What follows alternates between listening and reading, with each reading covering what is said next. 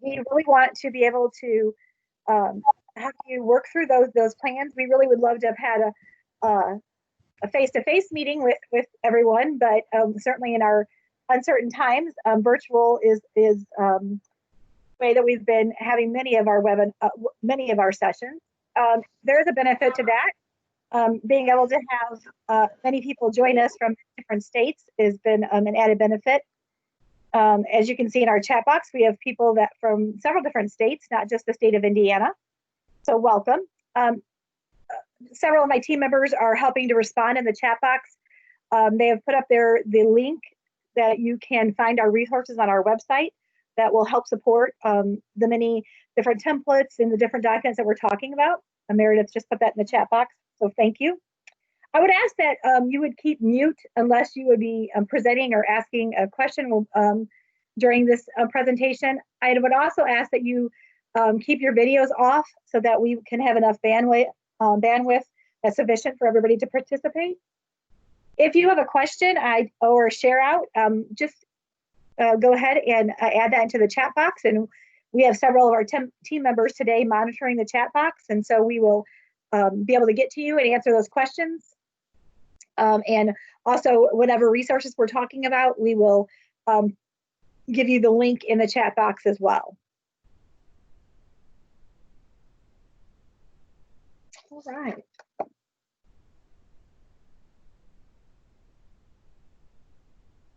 All right.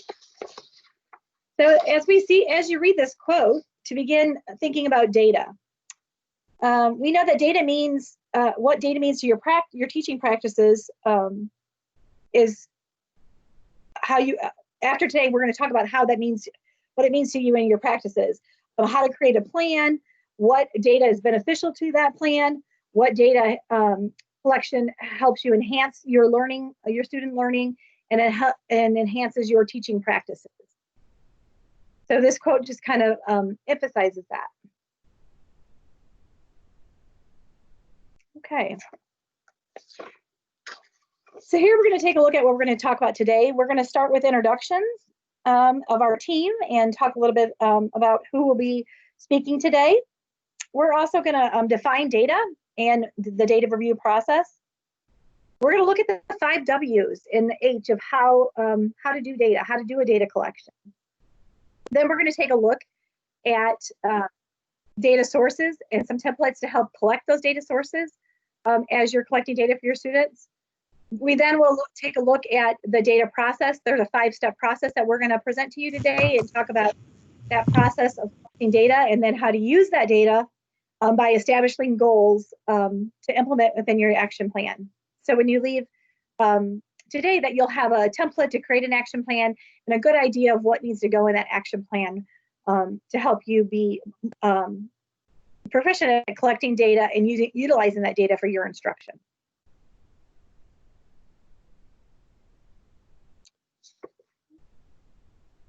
So we have 3 objectives for today. The first being to define data and the purpose of data in instruction. As we know, data drives all of our instruction. Also, we want to think about the data review process, understand that process and how that flows together to create an effective plan. And then we'll talk about that plan. We'll show you a template of creating a plan. And when you're creating that plan, what are some questions and what are some considerations that you need to think about when you are going to be formalizing a data plan?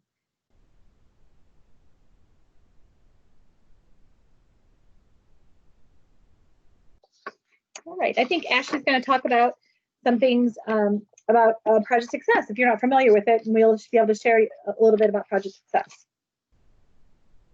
Yeah, so Project Success is a statewide resource center that is fully funded by the Indiana Department of Education to support educators of students with significant intellectual disabilities. We provide our professional development at no cost across a variety of topics and in a number of formats, all of which you can sort of see on this slide here.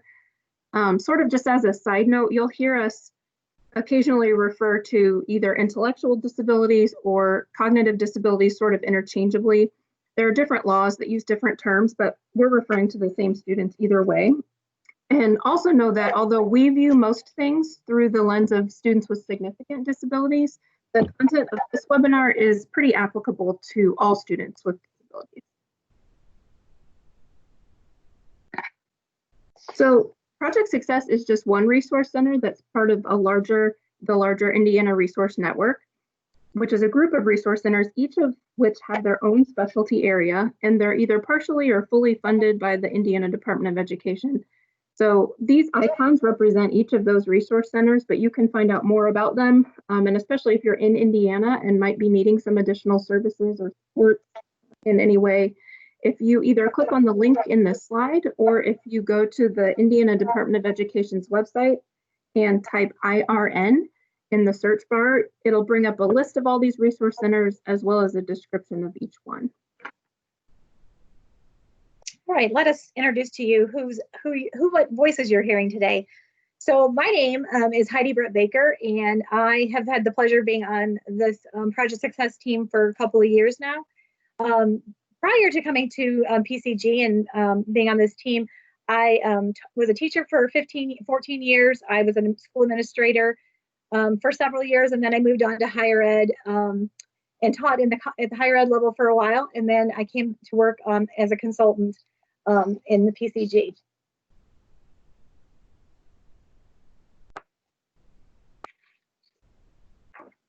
My name is Ashley Quick. I've been with Public Consulting Group and Project Success for 3 years now. Before that, I was a special education teacher for 10 years. And in between, I took what I call a gap year or 2 or 3, where I did some project management work with a textbook publisher. Hey, good afternoon, everyone. I'm Meredith Keating-Merck. I'm the Director of Project Success. I've been with the team for 5 years now as a member of the Project Success team. Prior to that, I was a special educator both in Florida and in Indiana, and was a building level administrator for 3 years. And if you're not familiar with the Project Success team, we do leverage our cute children from time to time and our cute grandchildren. So if you see those pictures, that's just part of our culture. So that's my daughter Carlisle and my son Lennon.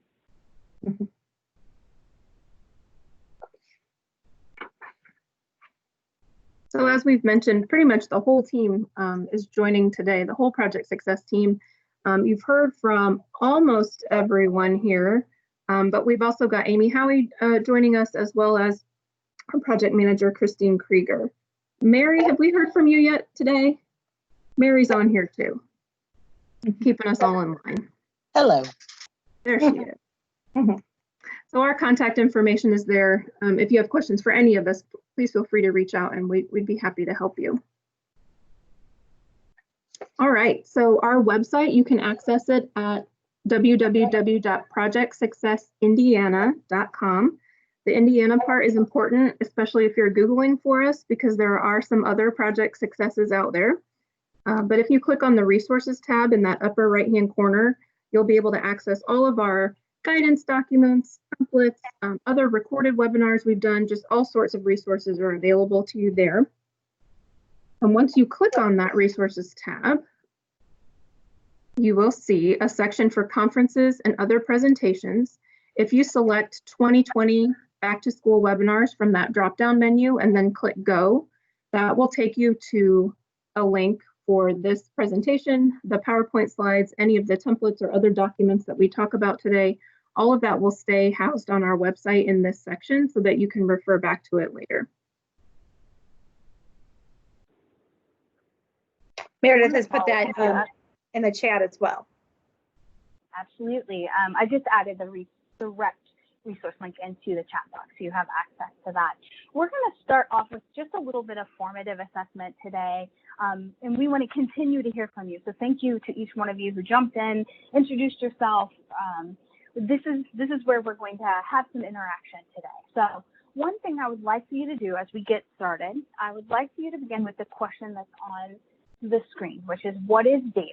And I want to hear what your definition of data is. And you can just type that out and add it right there into the chat box. I'll read through them and I'll continue to move forward. But if you're still formulating your idea, continue to capture it there. But what is data to you? Go on ahead. We'll give you a couple of seconds here to formulate a response and share it there in the chat box.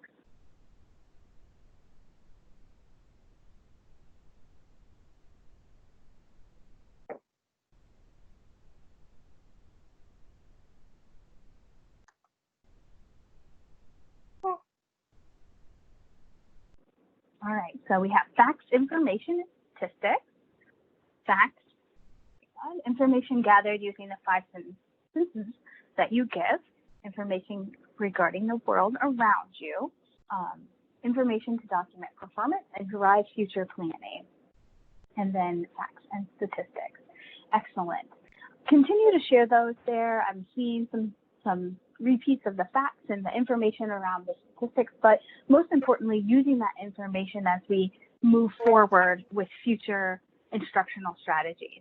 So as we're looking at expanding upon that definition, and I appreciate you adding those there, we often think of education in kind of three cyclical pieces that correspond and interact with each other. So we think about educators utilizing data, utilizing that to impact instruction, and then that impact on student learning, and really how those three pieces interact and correspond with each other: data, instruction, and then the impact on student learning. And really, when we're thinking about educational data, we can take it even in a more informal piece, really thinking about any information that's used by educators, schools, and districts, or even state agencies, to really think about next steps and the future of learning. So we're thinking about even personal information.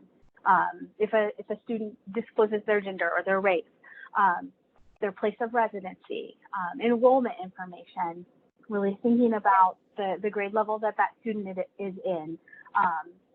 Even, if we think about the enrollment piece, certificate of completion in the courses that a student has or has not had as part of their 4- and 6-year plan. Academic information as well, really thinking about what academic requirements have been filled, what grades has that student received, and then any other various forms of data collected that's used by educators to make some next steps and some decisions.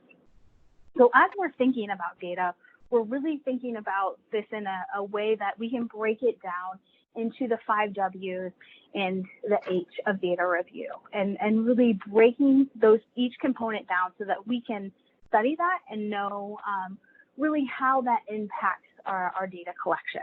So when we're thinking about the who of data, we're really thinking about anyone who works with that student is a data collector. So we're thinking not only as ourselves as special educators, but we're also thinking of general educators, our related service providers, paraprofessionals who are working both in the classroom or with individual students, even peer mentors who are working with a student and have that connection with a student. Is really important to leverage their information and their ability to collect some data on students and do so in a confidential way. And as we're working in this virtual space, it's also important to think about our parents as data collectors. If it's a parent or someone who's providing that instruction in the home environment, they too can be a data collector and support the collection and the use of that data. It's really beneficial as we're thinking about data collection that we teach and share a consistent method for collecting data, so that every individual not only knows the process, but has a consistent method to do so. And I also encourage each one of us to make sure that our students are actively involved in data collection. This is an essential piece of formative assessment, that our students are involved in understanding the student learning objective and being a part of that data collection, but it's part of that ownership of behavior and academics as well. So really important that everyone is involved in that data collection piece as well. When we're looking at the what of data, we're looking at this as a systematic approach of measuring and gathering information on students. So we might be looking at a broader overview of student needs and really where do we need to identify where that student needs some support and formulate a plan to make some well-informed decisions about our instruction, our instructional tools, and making sure that we understand understand the what and the why behind that. And just a greater awareness, and I think this piece is so important, of how we're spending our time and our resources, whether it's a paraprofessional's time, and if they're working with an individual student or a small group, but also if our resources are really targeting the areas that we need to help support that student. We want to be intentional with our time, our energy, and our resources, and data can help support that. The next piece is when we're collecting data. And I think this is kind of the trick question, because we know that everyone is a component of helping support the collection of data. And we know that that's happening in a variety of spaces, but we want to make sure that not only are we collecting that formal data, but informal data is what we're using most commonly. And it's really important to collect that data throughout the day on a variety of different skills and or behaviors that are determined by the team. When we continue to look through our tools today, we're going to explore the tools that help you really think about what data are you collecting and what tools help you identify and make some next steps in your instruction and your data collection. We also want to make sure that it's portable and easy to use. So I know some of you will chuckle at this, but looking at the systems, whether it's a binder or a clipboard, all of those types of data collection systems that are easy to implement, easy to teach, and portable, and able to be flexible across learning environments are really essential in helping collect that data. And most importantly, making sure it's done on regular intervals and in a way that is embedded in what we do. So when we're collecting data, should be derived by our curriculum map, and it's built into a schedule. And it should also be embedded into our lesson plan. So we're offering some good opportunities for formative assessment. And those are naturally part of what we're doing around the learning objective for that lesson. When we're thinking about where we're collecting it, as I mentioned before, it is in all settings. It's in various formats. And we know that sometimes that it's challenging to find that time in that place. And again, that's why we embed that into a lesson plan. It's why it's part of a larger piece of our curriculum mapping, so that it's just a natural time and place, and it fits into the schedule of those day-to-days. And lesson plans include those, so that is part of our process. And then the why is really a recap of what and the who, what, where, when, and why, and how. But it's our responsibility as educators that we're consistently assessing student need, their strengths, the progress that they're making towards those goals, and their performance. And then consistently, in the same aspect, developing and revising classroom instruction to help promote those positive outcomes for students. So we're collecting data to make those instructional changes or continue a specific instructional practice. We're using it to prioritize our instructional time to make sure we're focused on the right pieces, making sure we're focused on those students who need it the most. So if we're identifying those lesson objectives that one or two students need a little bit more supplement on, we're able to target our time or utilize a paraprofessional or fit in an extra 5 minutes to focus on that skill intentionally and target a student need at the same time. And making sure that we're constantly gauging our classroom lessons. If we're noticing that students aren't engaged, then we need to restructure our process. We need to look at that data and determine as an educator how we can adjust our strategies to include all students and in all ways. And then last but not least, the how. And as we're talking about, it's collected by everyone and it's collected across all settings. It's easy to get overwhelmed with how in the world do we collect data all the time in all settings and allow all people to help support that. So I think the most important piece around this is finding that system that you enjoy using. So it may be a data sheet. It may be a binder that you utilize to help track that. If you're an Excel person, it may be finding the best way to include that. I think also leveraging your paraprofessionals to be a part of this piece, your related service providers, your gen ed teachers, so that each individual is helping support that system will be really important. So there's just a few suggestions here on this slide looking at data collection binders or progress monitoring cards, all of those quick and easy tips to help implement day to day to help collect that data in a world where we're consistently looking at data and using that to drive instruction.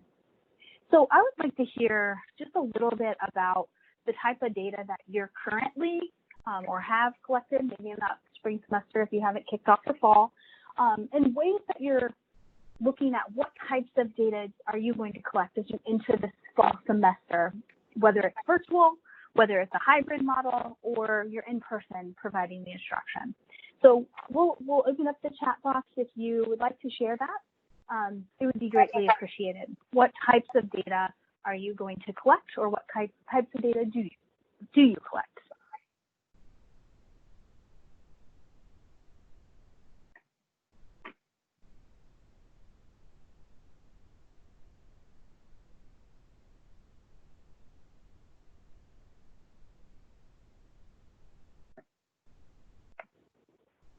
All right, so collecting and going to collect progress monitoring data directly related to the student's IEP goals, test results, grades, and attendance. IEP goals, behavioral, and pre and post assessments.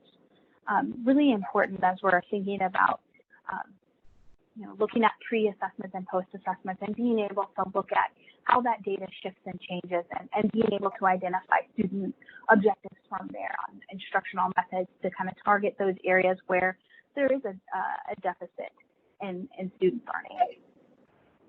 Thank you for sharing that. We'll leave the chat box open. I see a few more coming through. So academic data to see student strengths and weaknesses to better create an individual learning plan for each student. Excellent, to make sure that we're progress on those goals and those objectives as well. Absolutely. When we look at data, continue to share in the chat box. We'll have members of our team monitoring that. When we look at data, I often think it's important to look at the data of the data, right? So we're so enriched in data that we have to review data of data. But I think it's important to see how our colleagues are utilizing data. So when we look at this chart here, we're seeing that 67% of teachers are using data to improve their teaching practices, which is much of what we saw happening there in the chat box. Really looking at individual goals, looking at small group instruction, looking at whole group instruction. 62% using that data to communicate with students on their strengths and their learning needs, which came up in the chat box as well.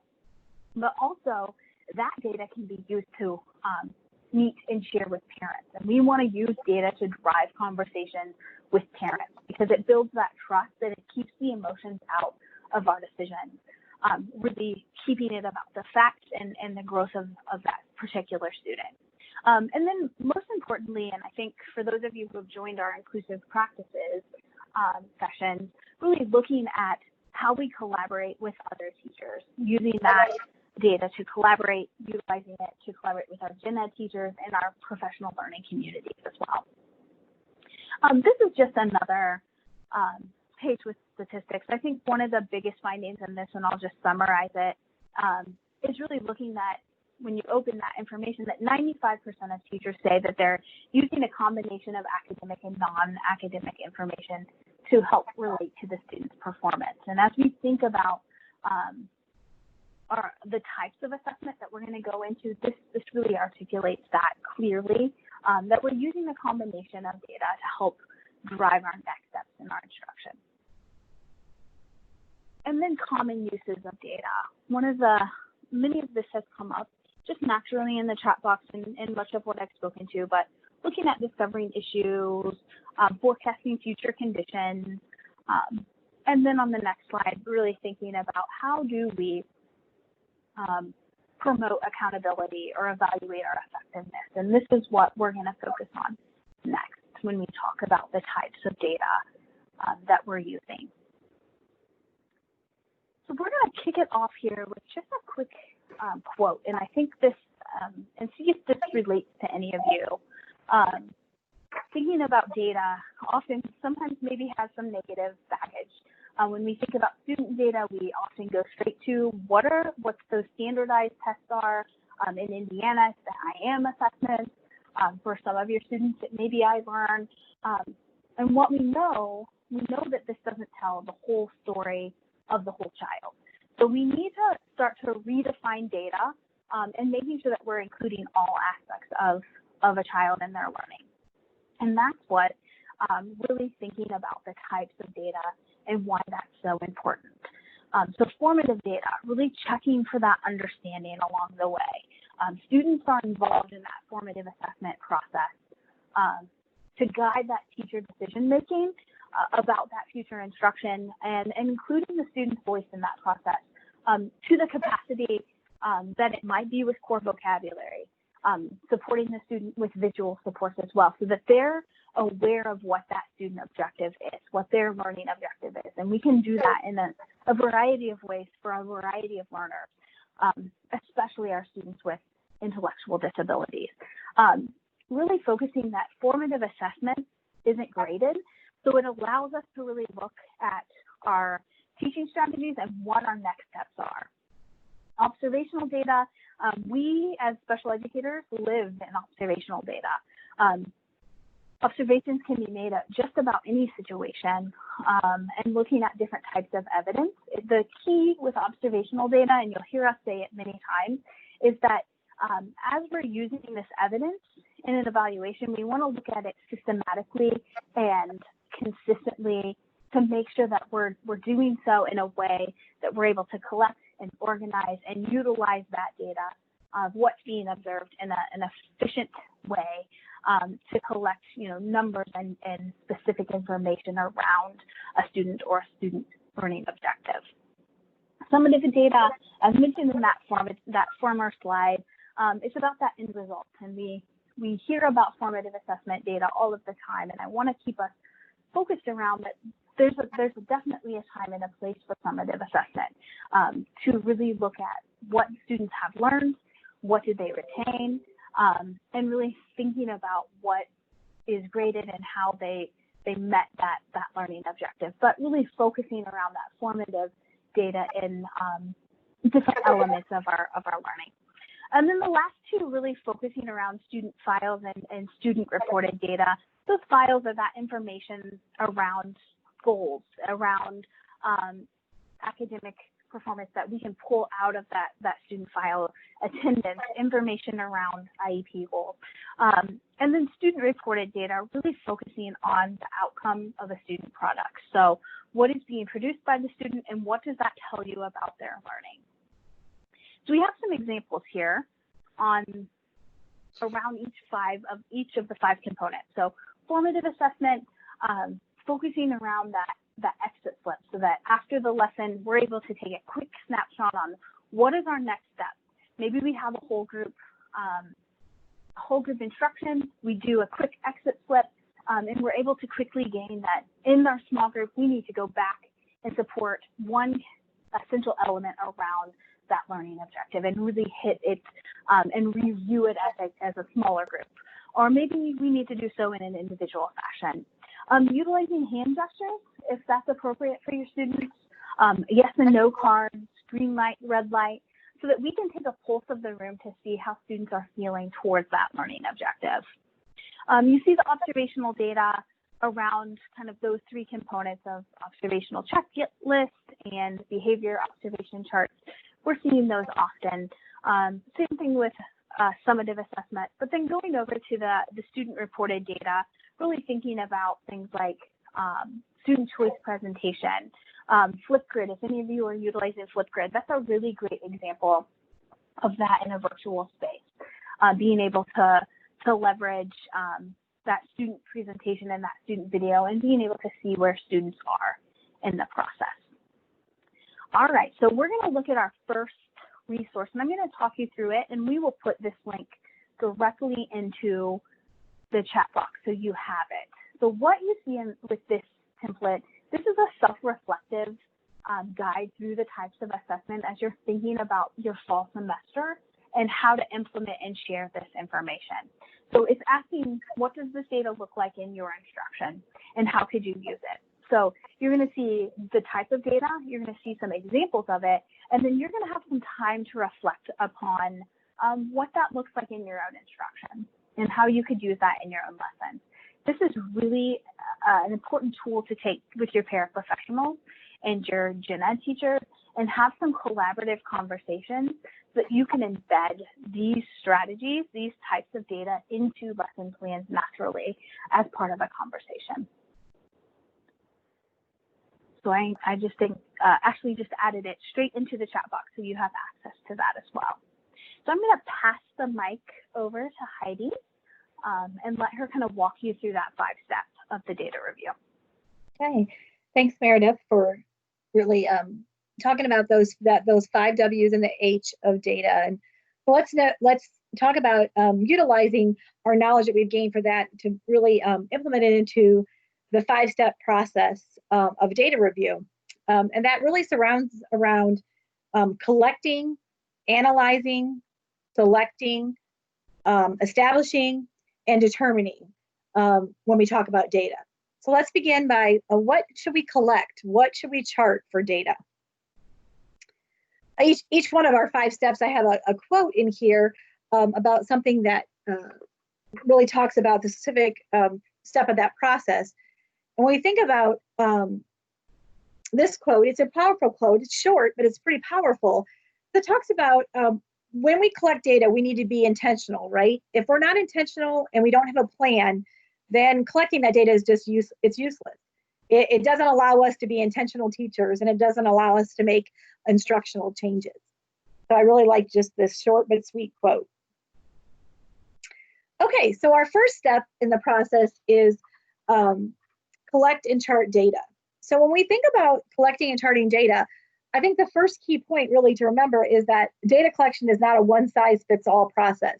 So what would work for one instructor or one school district might not work for another. Oftentimes, the things that we collect in classrooms, whether it be a primary classroom or a secondary classroom, whether it be a school that has all-inclusive practices or does have some self-contained practices, the common goal of what you collect might be very different. So we need to remember that all data collection in districts and classrooms are unique, and that you really have to think about it, what's unique to you, and make your data system or how you're collecting it, how you're charting it, individualized to your use, so that it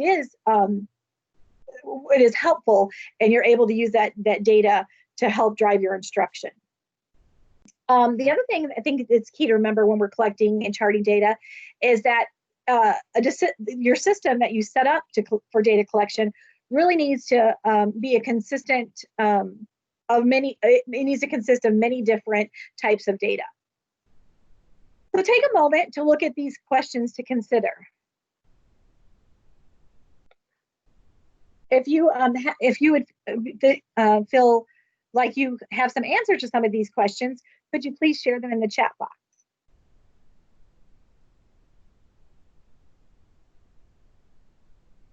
Have you found some methods that work better than other when collecting data? Do you have a really good data collection sheet that you really like? How do you decide which types of data that you're going to collect and chart on?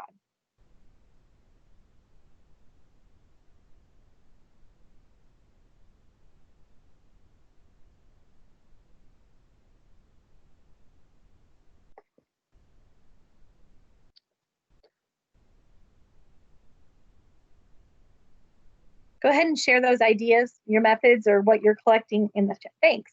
So using Google Slides, using a data collection sheet for IEP goals or objectives.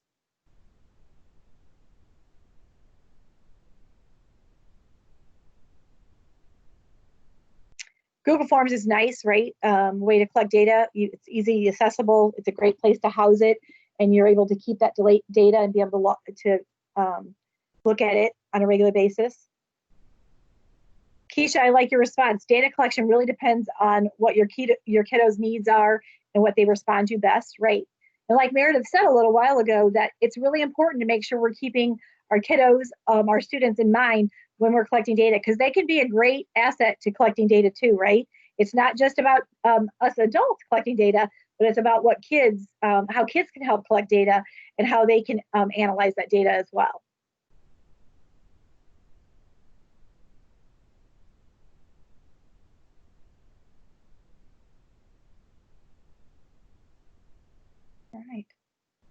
All right, we're going to move on to our the templates. Here we have a couple of templates. They are, like Meredith had posted earlier in our chat box, they are on our that website, and they are available for you to download. This one that is showing currently on the slide is the template, but example 2 is, I believe, for our primary example to show you what could be collected. Example 3 is our secondary, and the very first one is grade 5. And then we have some data collection and preparation for the fall. So I'm going to show you, I'm going to try to go out of the screen here and show you a couple of different ones of them. As Heidi pulls that up, I think one of the biggest aspects of this assessment profile that is most useful, and many of you have spoken to it in the chat box, is that you're able to really hone in on those 1, 2, 3, 4 areas that you're going to really collect the data around, and what specifically are you going to collect, and then what tool are you going to use in the process. And so Heidi, I'll pull this up so you can see specifically how it really drives down where and what you're looking at to collect that data. Thanks, Meredith. Yeah, so here's a secondary example. And so there, you can name these boxes however you would prefer, but as in our template, we have a reading assessment. What are we collecting in reading? What are some, Lexile scores? In the elementary example, it could be what core vocabulary words do they know and are they utilizing? What are their comprehension skills? The math assessment. This one, like I said, is for secondary, so really thinking about their transition goals, the vocational assessments, self-advocacy skills, what the student is able to do independently, some writing skills, as well as some independent observation. What are they doing, like I said, based upon really employability skills or being able to maneuver and access different areas in the high school. So this is an example of, like I said, our secondary one. I'm going to go back out to the screen here.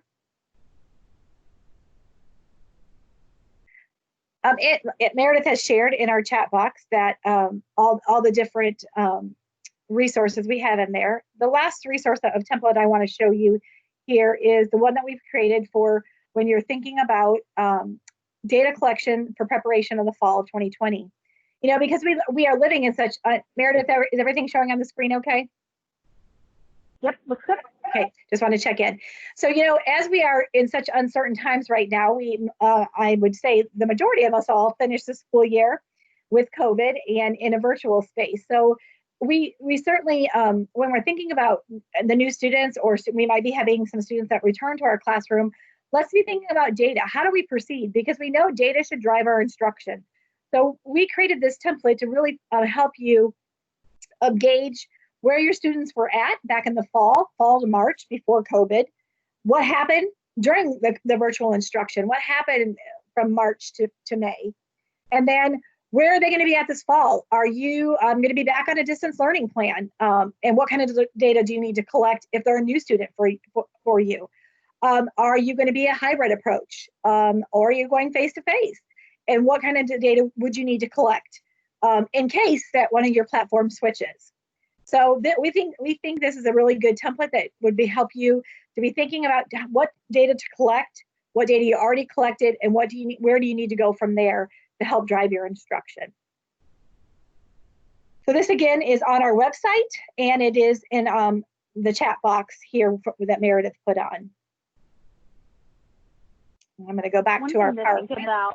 Go ahead, Meredith. Yeah, as Heidi pulls up the PowerPoint again, one thing to think about is how the overlap of that data collection sheet, the data collection in preparation for fall, and pulling out the 5 types of data collection with the examples there. and looking at how can you use both of those in tandem as you're looking at the 5 types, being very specific around your next steps and using that reflection to help create that next step in that plan. So as we move forward, we're going to look at how we select those instructional strategies and some tools to do so. Yep, thanks. Thanks, Meredith. So here's another quote. I'll give you a minute to read it.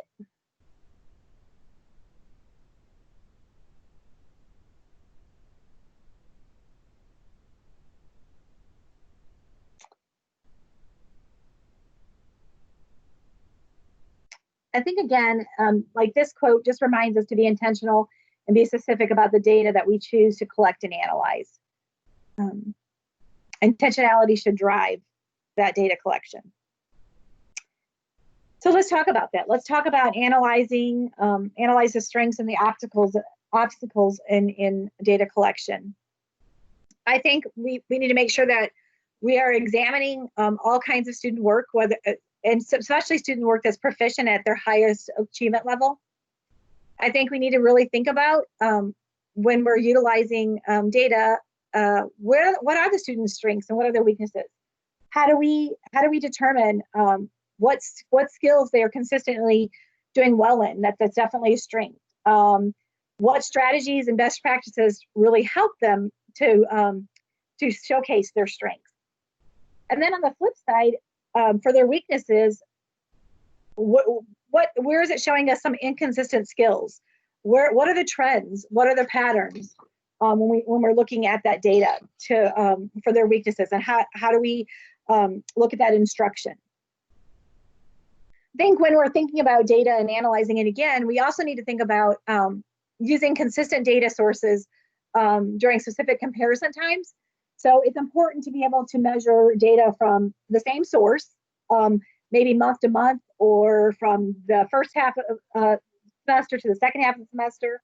But just being able to use apples to apples or oranges to oranges, not oranges to apples. And just being able to compare that, what gives you good data and good feedback to analyze. I think it's important to really have a lot of different touch points. So when you think about collecting data, you need to have a systematic approach about how often you're going to collect data and collect it often and analyze it often. So it's not good just to collect the data, right? If you collect it, you got to do something with it. So just as much as you're systematic about when you're collecting data, you also need to be systematic about when you are analyzing your data. Another key thing when you're thinking about that is to make sure you're using multiple measures.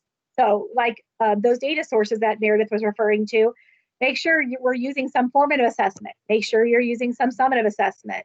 Are you, and in those different assessments, are you using, are you using different observations, different test measurements, so that you have a multiple lens to look through when you're analyzing the student data.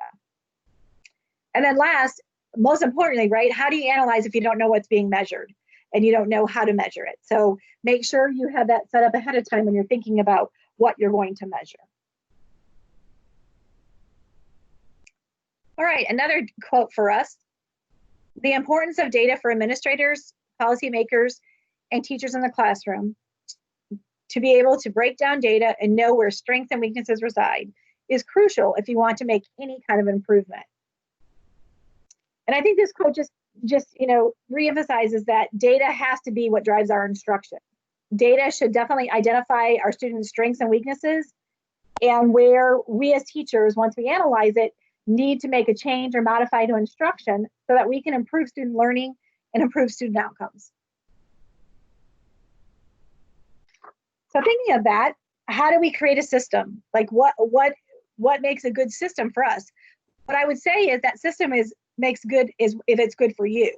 You really need to create a system that works for you, one that you're going to be able to manage, so that you're going to be able to collect data when you need to, be able to analyze it when you need to, be able to, like Meredith said, in the 5 W's, where you're going to house it. Create that system in a place that you can house, and it's easy accessible to you, and then maybe anybody else who's on your team analyzing it, it's accessible to those as well. So creating that system, you need to think about all those different aspects about the 5 W's in defining and creating data that Meredith talked about. I think also when you're thinking about the system, data needs to focus on learning, not just testing. Data needs to generate, we need to generate data that helps us to improve education, not just name it. And also we need to be having students involved. Students need to interact, and students need to be invested in their data collection and in their data. So helping them, whether it be as simple as coloring in a bar graph, or checking a check mark on some of their a checklist or a survey, that is collecting data, and then students can help manage that. So look at these questions to consider when we're creating a data system. Who needs to be on your team? How much do you ask other teachers, whether you're doing some co-teaching or your paraprofessionals in the classroom? I know we often ask paraprofessionals to collect data, but how often do you sit down with them and process the data and interpret it and analyze it and say, oh, we see this and this didn't work well, so what can we do to change? Who are some other key players that are involved in your team? Should parents be in there? Who else should be in that team when you're thinking about creating a system and analyzing a system? I'd like to hear from you.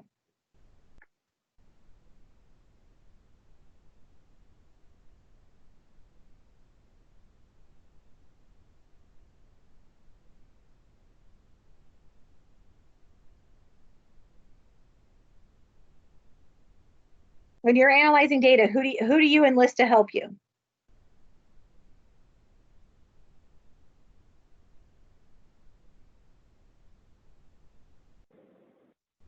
Gen Ed, good. Yeah, we definitely need Gen Ed to help us. If we want to have inclusive practices, we definitely need to do that. Job coaches, important for secondary, yes. Related services, they're great people, yes.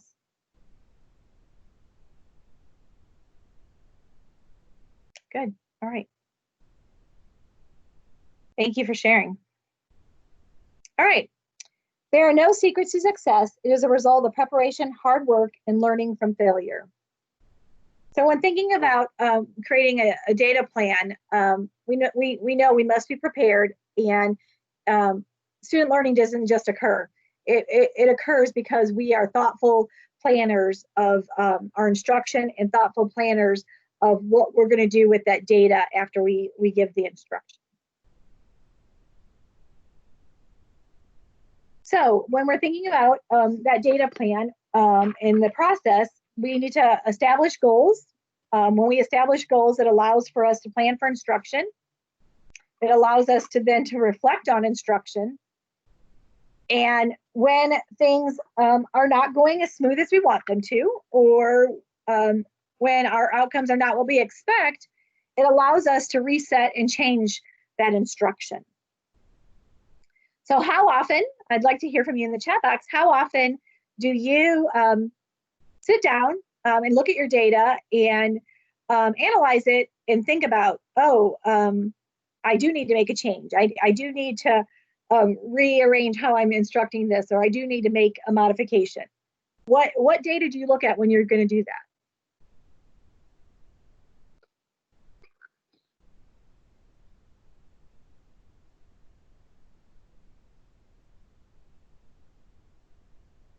Monthly IEP goals. Mm-hmm.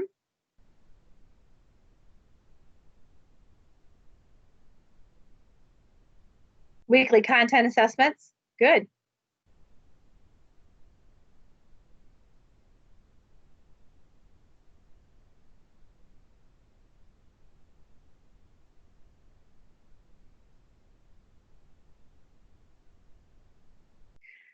I like the comment here about, having your related services involved. I think it's great that when you're collaborators and you can collaborate together and look at assessment and data. That's great. Okay. All right. And in this quote, it's really talking about relevant data. Is the data that we collect relevant, and do we utilize it to drive instruction?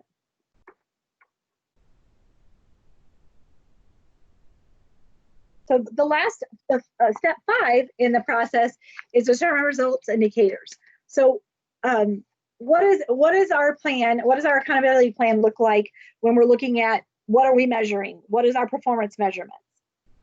And there's 4 indicators of positive results. The 4 indicators are that we see students learning, that we see capacity development growing, that there's learning community development, and that data-driven decision making is occurring and it's happening, that we are driving instruction by that data-driven assessments that we are giving or data that we are collecting.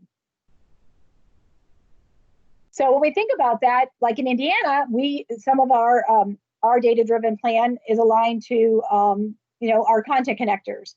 When we think about our students with the most significant disabilities, they're aligned to our state standards, and we have alternate standards, and that's what we utilize. So in other states, I'm sure you might use essential skills or some type of alternate standards. But what are some other things that you would say that would help you drive results or that hold you accountable in your data plan and your district?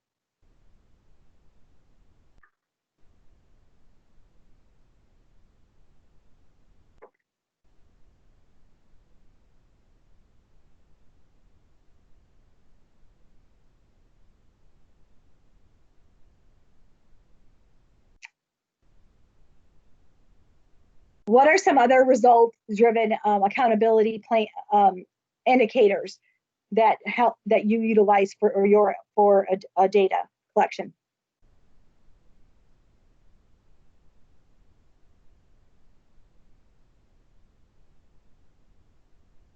Progress notes. Okay, good. All right, my last quote here, just thinking about it as you read it, is we must consider all aspects of collecting data when making decisions that influence student learning.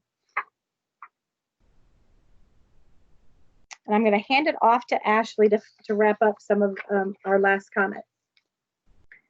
Okay, so I know we're getting close on time, and I don't want to get off the rails too much with anything I want to say, but I do really like this quote here that about data leading to insights, which leads to results. I think that's sort of that middle part is really important, right? Again, we've been talking this whole time about collecting all the data. It doesn't mean anything unless you can actually do something useful with it. So it's those insights that you get from analyzing it that then you can put into practice to get those results. So I found that to be really kind of a powerful way to wrap that up. So there are kind of 4 principles here about when we think about utilizing data to drive instruction. I'm not going to read through them all. You guys can refer back to these on your own time, but just sort of thinking about, of course, there is assessment data, but what other data is there outside of assessments? And then what do you do with that data? You analyze it, you take action on it, and then more broadly, you kind of sort of create a culture either in your building or in your district where data is important and that it is a priority there. So some recommendations for data review. You can see here there's sort of 5 recommendations. They all sort of work together and center around making it part of, like I mentioned, part of the culture, making it part of an ongoing cycle of instructional improvement, having that clear vision for what you're going to be using the data for rather than just gathering it to be checking some boxes. The student, sorry, I'm kind of jumping around. The student involvement piece, I think, is really important to get them involved in that teach section there. Providing supports that foster that data-driven culture, and then developing and maintaining the data system. Again, if you collect the data but don't have it organized in a way that's accessible to you, that's going to be tricky. So sort of following those recommendations will help provide a structure and a support to you as you think about utilizing data. This checklist is just sort of another way of thinking through a lot of the information that we've talked about today, but it's in one nice place to sort of tick off as you go the different considerations for using data. Most importantly, I think on here is that the point that we should use data to inform our professional judgments, not to replace it. So administrators should be considering using data to inform their judgments, but not replace what teachers know about their own students and so forth. And then secondly, also that sharing student level data with parents can be really powerful so that the parents can make sure that they're helping their child stay on track as well. So the data is important for us as educators, but it can be just as important for families of the students as well. And this quote honestly pretty much sums it all up. You know, sometimes opinions can lead us astray, I think, or cause us to miss certain things. So data, good quality data is key in getting a full picture.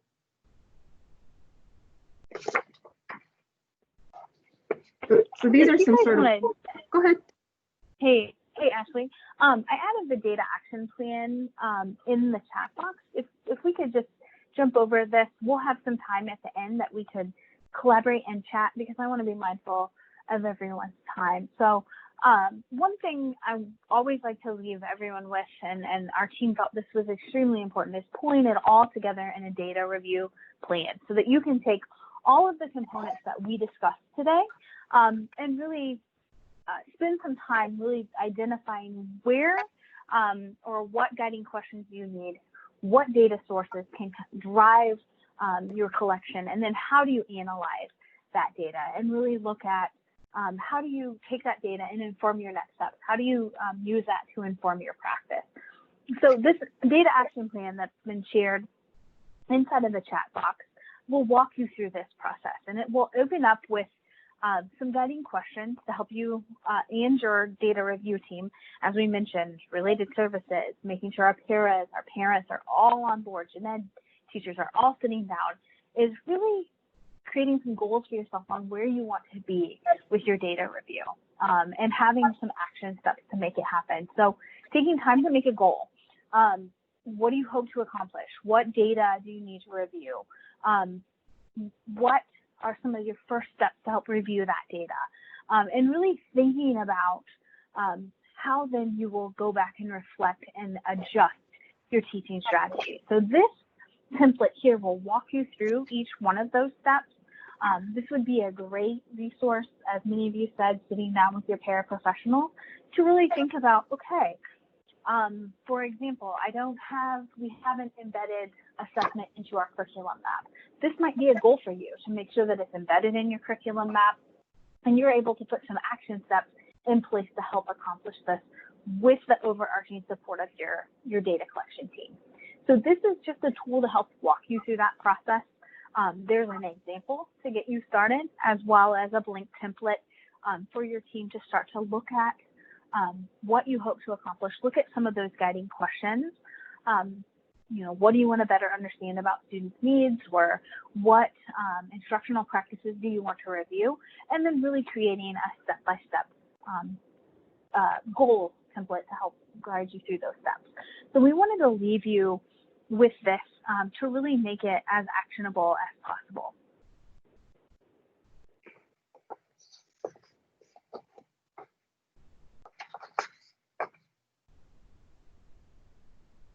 All right, so we're going to leave open the chat box. So if there's any questions, we would love to answer those. We'll make sure that those are left there to help guide you through. There's some guiding prompts to help you start to think about what questions you may have to reflect on and add those into the chat box as well.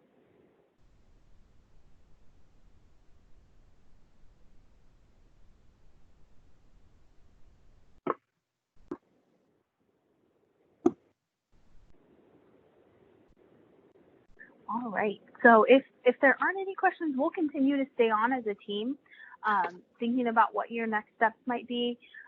If you want to add those in there, we'll help hold you accountable to that and help support you through the process.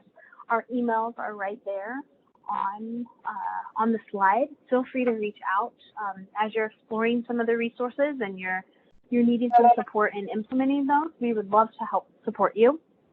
So please email us. Please be thinking about what your next steps are. And then most importantly, we've moved through a lot of content today. There's a link directly here, and we will add it to the chat box. If you could take just a moment to look through and complete this evaluation, we do review all of those, and that helps guide our next steps. It also includes a spot for what additional PD you might be needing in this unique space that is virtual, hybrid, and in-person instruction. So we would love to accommodate your needs directly. So Ashley's added that evaluation link right there for you. If you would mind clicking on it, it'll take you 2 to 3 minutes to complete. And If not, we will also add in some additional PD opportunities in the chat box as well. And we encourage you to explore those tools, prepare and support your team. If you joined our inclusive practices sessions over the summer, this is a great piece to be working with that collaborative team and embedding that in. So thank you all, and hopefully you'll see the intersection between those two topics. If not, we'll hang out. Please complete the evaluation and we'll add some additional support and opportunities with project success in the chat box. Thank you all for your time today. Thank you. And once again, if you have any questions, please email any of us.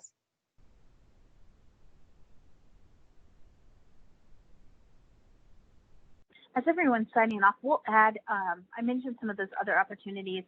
Mary is going to be supporting paraprofessionals in some free webinar series. They'll be recorded ahead of time, but they'll be able to be viewed throughout the next fall semester. So I'm going to add that as a link to share with your paraprofessionals.